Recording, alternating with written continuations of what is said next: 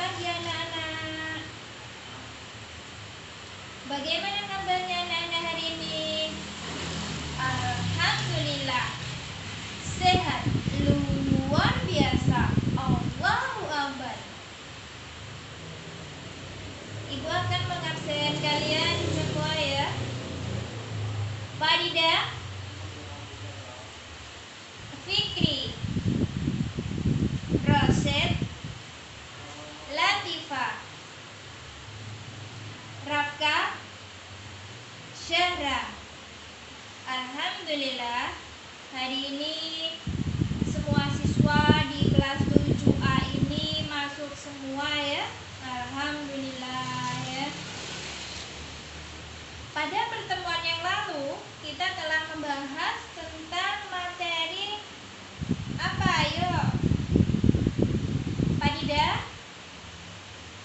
Ya, sholat fardu dalam keadaan tertentu. Ya betul untuk Farida ya. Pada pertemuan yang lalu kita telah membahas tentang sholat fardu dalam keadaan tertentu.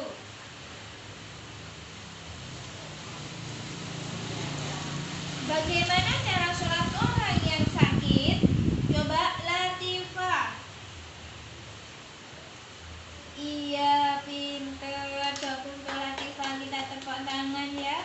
Ya, jadi apabila orang yang sakit tidak mengerjakan sholat, maka apabila tidak mampu untuk berdiri, maka dia bisa sambil duduk. Kalau tidak bisa duduk atau tidak mampu untuk duduk, maka boleh sambil berbaring ya. Jadi untuk pelaksanaan sholat ini tidak ada paksaan harus berdiri. Jadi berdiri bagi yang mampu. Kalau nggak mampu berdiri, boleh sambil duduk. Kalau tidak mampu duduk, boleh sambil berbaring. Jadi ada rukhsahnya, ada keringanannya bagi orang yang sedang sakit ya.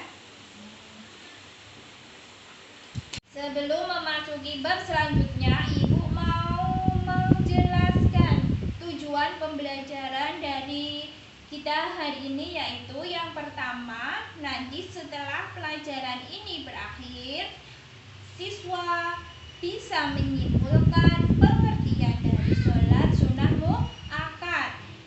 Yang kedua, setelah pelajaran ini selesai, siswa mampu mendeskripsikan dalil diperintahkannya untuk sholat dengan fasih dan benar. Yang ketiga, setelah pelajaran ini berakhir, siswa mampu menyebutkan atau mampu menganalisis keutamaan dari sholat sunnah muakkad. Mari kita belajar tentang sholat sunnah muakkad ya. Apa itu yang dimaksud dengan sholat sunnah muakkad? Coba Rosid. Bagus, tepuk tangan untuk Rosid ya. Jadi sholat sunnah muakkad itu adalah sholat yang sangat dianjurkan atau sangat ditekankan. Rasulullah SAW tidak pernah meninggalkan sholat ini kecuali 1 atau 2 kali saja, sebagai pelajaran bagi umatnya bahwa ibadah ini tidaklah wajib ya. Kemudian macam-macam dari sholat sunnah muakkad itu apa saja? Ayo, siapa yang tahu? Fikri. Iya, tepuk tangan untuk Fikri. Bagus. Jadi macam-macam dari sholat muakkad itu adalah yang pertama sholat sunnah rawatib. Yang kedua adalah sholat tahajud. Yang ketiga adalah sholat tarawih.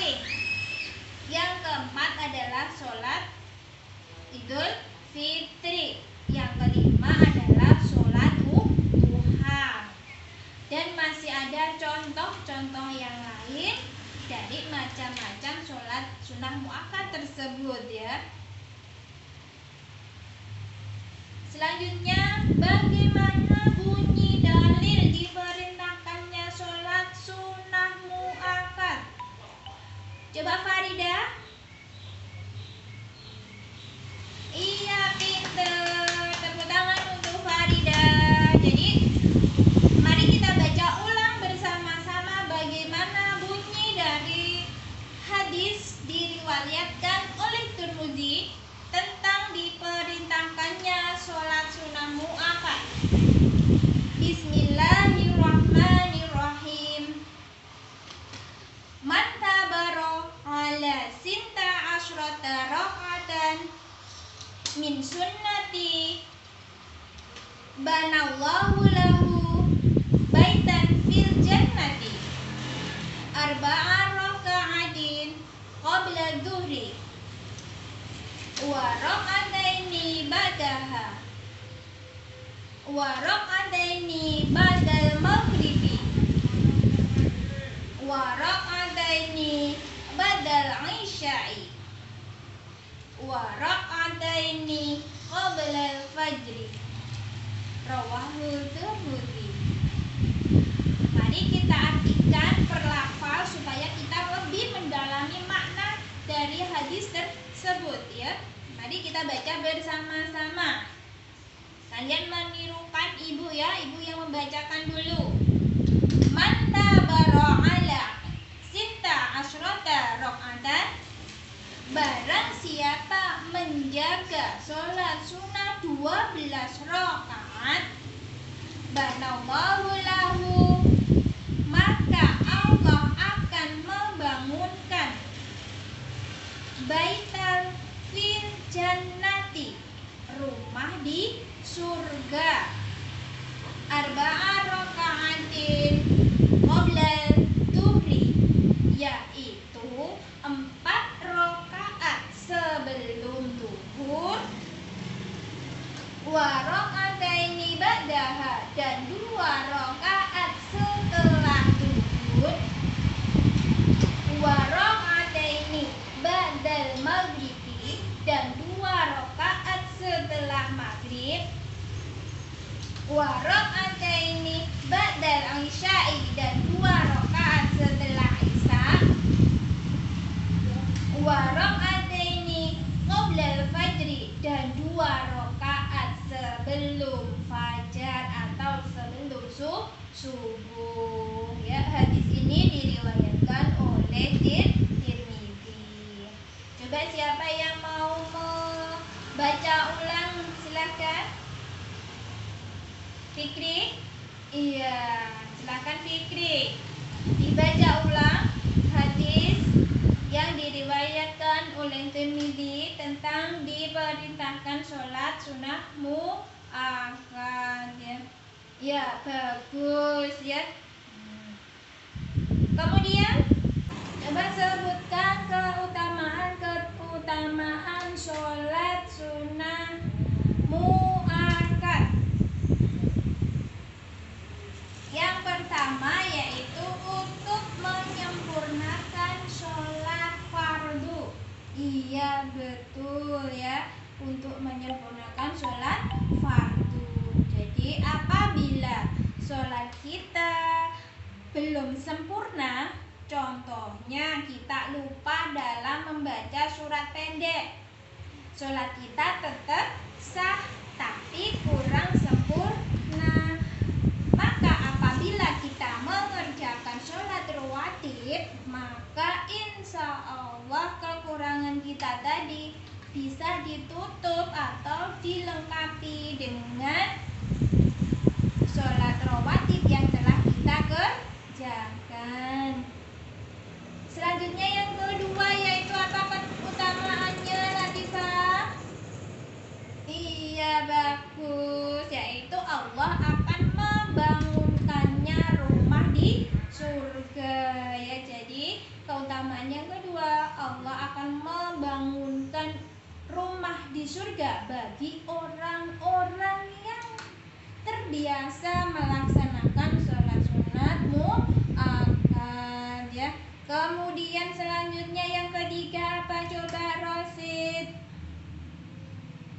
Iya, Allah akan memberi rahmat bagi orang yang biasa melaksanakan sholat sunnah. Yang keempat coba apa Titi? Iya, yang keempat adalah Allah akan menjauhkan orang yang mengerjakan sholat sunnah tersebut dari api neraka ya. Jadi mudah-mudahan kita semua bisa melaksanakan, bisa mengamalkan sholat sunnah tersebut ya dalam kehidupan kita sehari-hari ya. Kemudian di sini ibu mau mengajak kalian berdiskusi kelompok. Ibu mau membagi kalian menjadi beberapa kelompok. Karena di sini siswanya ada 15, ibu mau membagi menjadi 5 kelompok. Jadi satu kelompok anggotanya 3 siswa. Silakan berhitung 1 sampai 5. Nanti yang menyebutkan 1 berarti dia jadi satu kelompok dengan yang menyebutkan 1. 2 juga seperti itu. Yang menyebutkan 2 berarti jadi satu kelompok dengan yang dia menyebutkan 2 dan seterusnya. Coba mulai berhitung dari Farida. Iya ya, jadi yang menyebutkan 1 jadi kelompok dengan yang menyebutkan 1, 2 dengan gitu, 3 dan seterusnya. Apa yang mau kita diskusikan? Jadi ini adalah masalah yang ada di sekitar kita ya. Jadi masalah apa? Yaitu permasalahan yang lagi atau sedang kita alami atau yang barusan kita alami, yaitu bagaimana hukum sholat berjamaah Idul Fitri dengan menggunakan masker dan menjaga jarak atau meregangkan soft-softnya ketika berjamaah. Silakan didiskusikan dengan teman-teman satu kelompoknya. Ya, kelompok pertama sudah? Kelompok kedua? Kelompok ketiga? Iya. Pelajaran ini kita tutup. Mari kita simpulkan ya, kita mengambil kesimpulan. Silakan dicatat pada bukunya masing-masing apa yang kita simpulkan. Coba yang pertama, kesimpulannya adalah sholat sunnah mu'akkad adalah sholat yang sangat dianjurkan atau sangat ditekankan oleh Rasulullah Shallallahu Alaihi Wasallam. Beliau tidak pernah meninggalkannya kecuali hanya sekali atau 2 kali sebagai pembelajaran untuk umatnya bahwa ibadah tersebut bukanlah merupakan suatu ibadah yang wajib. Kemudian kedua, dalil tentang diperintahkannya untuk sholat sunnah mu'akkad tadi adalah man habara ala finta asyrota rak'atan min sunnati banallahu lahu baitan fil jannati arba'a raka'atin qabla dhuhri wa rak'ataini ba'daha wa rak'ataini ba'dal maghribi wa rak'ataini ba'dal isya'i wa rak'ataini qabla fajri. Yang artinya bagaimana? Ya, kita akan bareng-bareng yuk. Barang siapa menjaga amalan sholat sunnah 12 rakaat, maka Allah akan membangunkannya baginya, yaitu sebuah rumah di surga, yaitu 4 rakaat sebelum duhur, 2 rakaat sesudah duhur, 2 rakaat sesudah maghrib, 2 rakaat sesudah Isya, dan 2 rakaat sebelum subuh. Itu adalah dalil dari diperintahkannya sholat sunnah muakkad. Kemudian apa keutamaannya tadi? Ya, kita tulis keutamaan sholat sunnah, yaitu yang pertama untuk menyempurnakan sholat fardu, yang kedua mendapatkan rahmat Allah, yang ketiga Allah akan memasukkannya ke surga, yang keempat Allah akan menjauhkannya dari api neraka.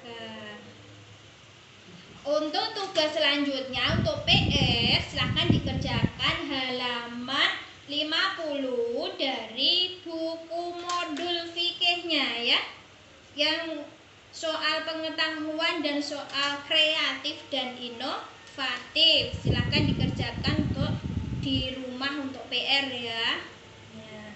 Marilah kita tutup pembelajaran kali ini dengan bacaan hamdalah, istighfar, dan doa kafaratul majlis. Alhamdulillahirabbil alamin, astaghfirullahaladzim, subhanakallahumma wa bihamdika, asyhadu an la ilaha illa anta, astaghfiruka wa atubu ilaik. Wabillahi taufiq wal hidayah. Wassalamualaikum warahmatullahi wabarakatuh.